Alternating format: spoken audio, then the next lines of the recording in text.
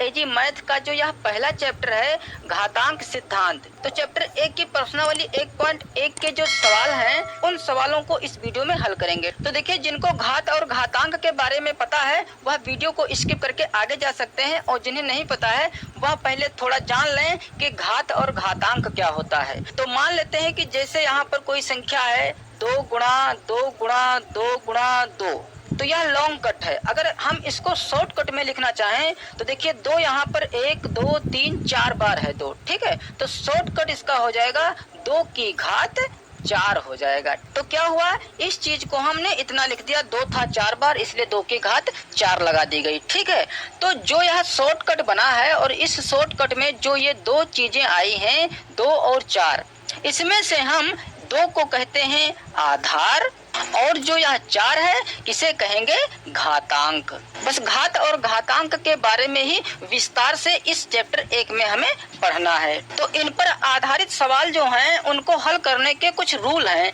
तो पहले तो उन रूलों के बारे में जान लें, फिर प्रश्नावली 1.1 के सवाल करेंगे, ठीक है। तो देखिए, पहला रूल क्या हो जाएगा कि अगर a की घात m है, यहाँ a या m कुछ भी हो सकता है, जैसे यहाँ a 2 है और m 4 है, ठीक है। तो यहाँ पर कुछ भी हो सकता है, और फिर गुणे में a की घात n आ जाए, मतलब क्या कि 2 की घात 4 यहाँ पर है और गुणे में फिर 2 की घात कोई अन्य घात आ जाए, तब इसका रूल क्या है, यह जो आधार a है इसको ज्यों का त्यों रख दीजिए और m और n को जोड़ दीजिए। मतलब इसे हम इस प्रकार से लिख सकते हैं, 2 की घात 4 प्लस 5 बराबर 2 की घात 9। तो एक रूल यह हो गया। और दूसरा रूल देखिए कि यदि a की घात m और भाग a की घात n हो, ठीक है, हो सकता है कि यह इस प्रकार से भी लिखा हो, a की घात m अपान a की घात n, ये दोनों एक ही बात है, ठीक है।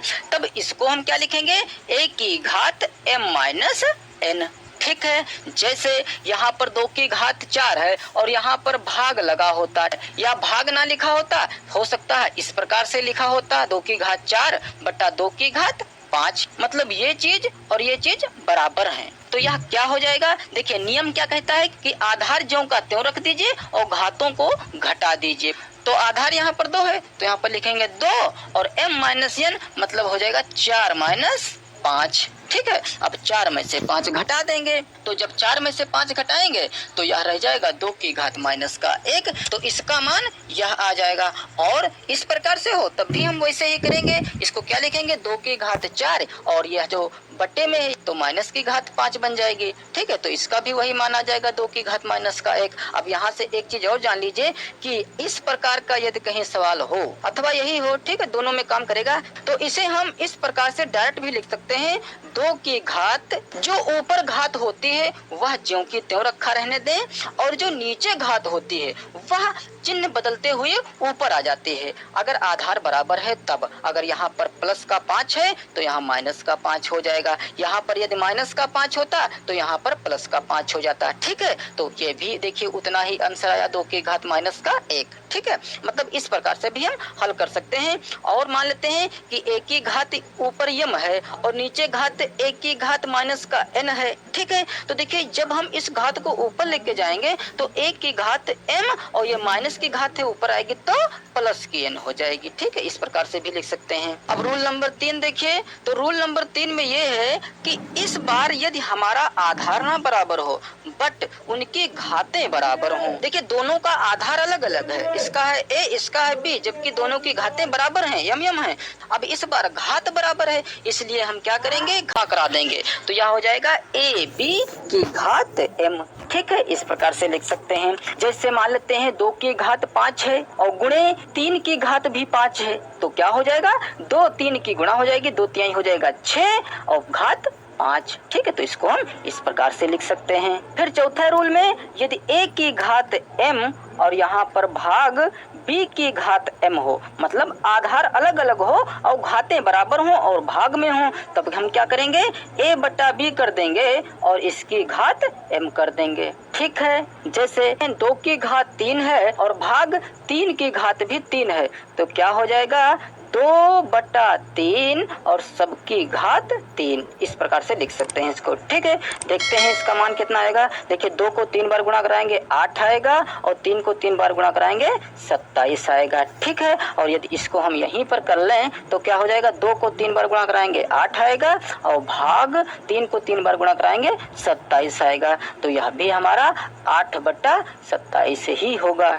ठीक है, रूल 5वां देखिए। 5वें रूल में क्या है कि यदि a की घात m है और बाहर कोई भी घात n है इस प्रकार से, तो यह घात जो अंदर है और यह घात जो बाहर है, इन दोनों घातों की गुणा हो जाएगी। मतलब a m n लिख सकते हैं इसको। ठीक है, जैसे 2 की घात 5 और बाहर घात है 2, तो इसको हम लिख सकते हैं 2 की घात 5 गुणा 2 बराबर 2 की घात 5 दूना 10। ठीक है, अब छठा रूल देखिए। अब छठे रूल में क्या है, यदि a की घात 0 है, मतलब किसी की भी घात 0 हो तो उसका मान 1 आएगा। ठीक है, मान लेते हैं 5 की घात यदि 0 है तो इसका मान 1 ही होगा। तो 1000 की घात 0 है तब भी इसका मान 1 ही आएगा। ठीक है, एक रूल और देख लीजिए। यदि a/b की घात -2 या 3 या 4 या कुछ भी हो, मान लेते हैं यहाँ पर यम है।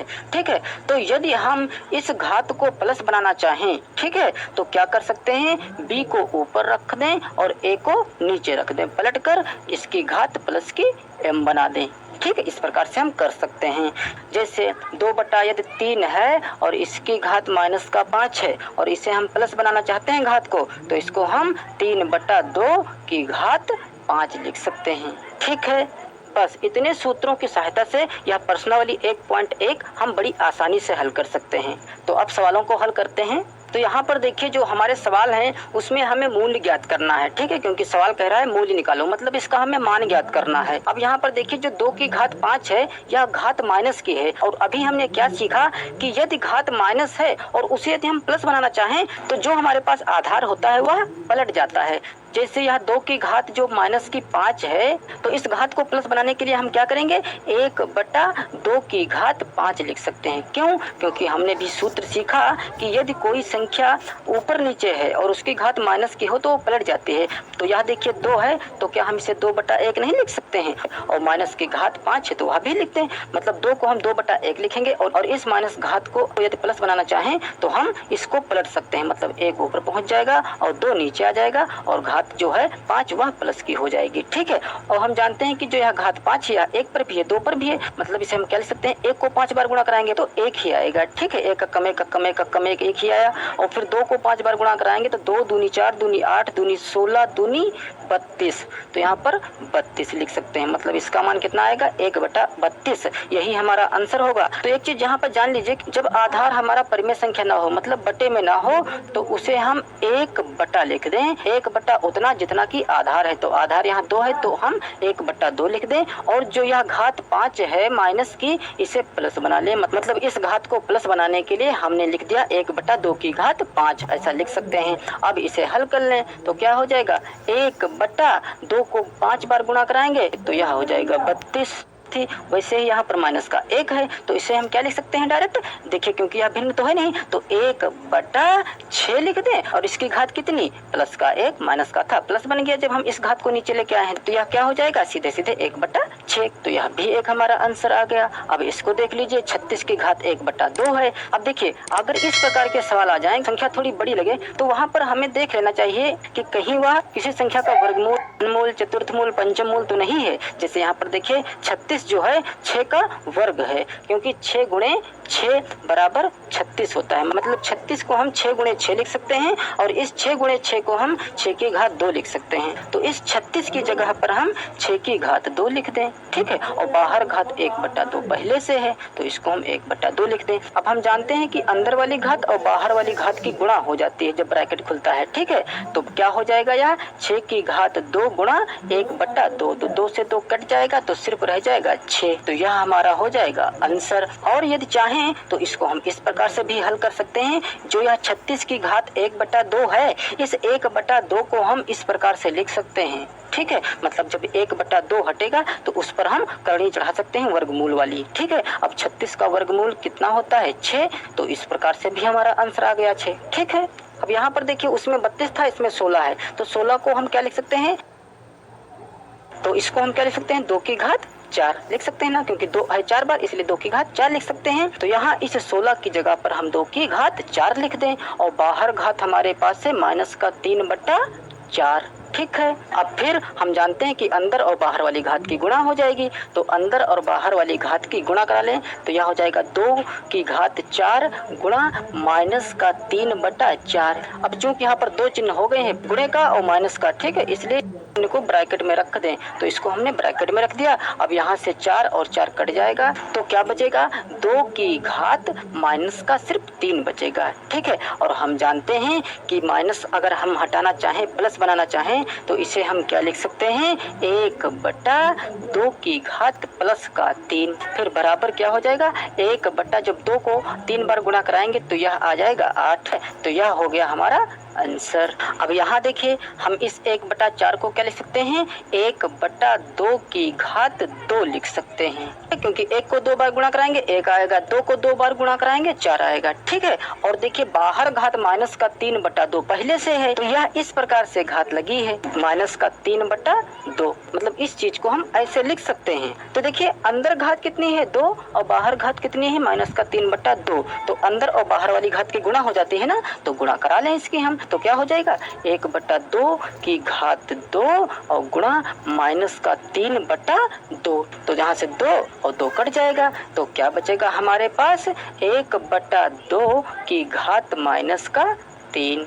अब हम जानते हैं कि इस घात को यदि हम प्लस बनाना चाहें तो अंदर की जो भिन्न होती है वह पलट जाती है, मतलब 2 ऊपर पहुंच जाएगा और 1 नीचे आ जाएगा, कि घात कितनी हो जाएगी 3 प्लस की बन जाएगी। ठीक है। तो नीचे बटे में 1 नहीं रखा जाता है, तो 1 यहाँ पर ना रखें, तो 2 को सीधे 3 बार गुणा करा लें, तो 2 दूनी 4 दूनी 8 हो जाएगा, और यही हो जाएगा हमारा आंसर। अब इस छठे सवाल में यहाँ पर 27 है, तो 27 को हम क्या ले सकते हैं, 3 की घात 3, क्योंकि 3 3 होती है 27, और बाहर घात माइनस का 1/3 है, मतलब सीधे हम इसकी गुणा ही कराते हैं -1/3 से। ठीक है। तो यहाँ से 3 3 कैंसिल, तो क्या बचेगा हमारे पास 3 की घात -1।